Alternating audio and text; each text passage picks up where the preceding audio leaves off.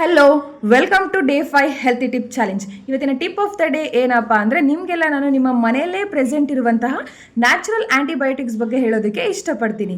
ಮೊದಲನೇದಾಗಿ ಜಿಂಜರ್, ಎಲ್ಲರೂ ಕೇಳಿರ್ತೀರ. So ಇದರಲ್ಲಿರುವಂತಹ natural antibiotic property ನಮ್ಮ ಥ್ರೋಟ್ ಇನ್ಫೆಕ್ಷನ್ನ ಕಡಿಮೆ ಮಾಡ್ಕೊಳೋದಕ್ಕೆ ಹೆಲ್ಪ್ ಮಾಡುತ್ತೆ. ಅಷ್ಟೇ ಅಲ್ಲದೆ ಇದು ನಮ್ಮ ಬಾಡಿಲಿರುವಂತಹ ಬ್ಯಾಕ್ಟೀರಿಯಾಸ್ ಅಗೇನ್ಸ್ಟ್ ಫೈಟ್ ಮಾಡುತ್ತೆ. ನೆಕ್ಸ್ಟು ಎರಡನೇದು ರಾ ಗಾರ್ಲಿಕ್, ಬೆಳ್ಳುಳ್ಳಿ.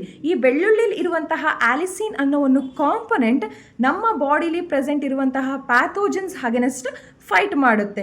ಆ್ಯಂಡ್ ಮೂರನೇದು ಟರ್ಮರಿಕ್. ಇದು ಒಂದು ಬೆಸ್ಟ್ ನ್ಯಾಚುರಲ್ ಆ್ಯಂಟಿಬಯೋಟಿಕ್ ಅಂತಲೇ ಹೇಳ್ಬೋದು.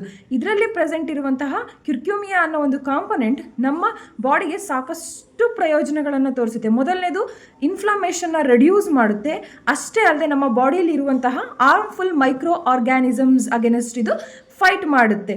ಆ್ಯಂಡ್ ಇದನ್ನು ನಾವು ಪೆಪ್ಪರ್ ಜೊತೆ ಕನ್ಸ್ಯೂಮ್ ಮಾಡೋದ್ರಿಂದ, ಟರ್ಮರಿಕ್ ಪ್ಲಸ್ ಪೆಪ್ಪರ್ನ ನಾವು ಕನ್ಸ್ಯೂಮ್ ಮಾಡೋದ್ರಿಂದ ಅಬ್ಸಾರ್ಪ್ಷನ್ ಕೂಡ ಪ್ರಾಪರಾಗಿ ಆಗುತ್ತೆ. ಇದಾಗಿರುತ್ತೆ ಇವತ್ತಿನ tip of the day. Thank you for watching.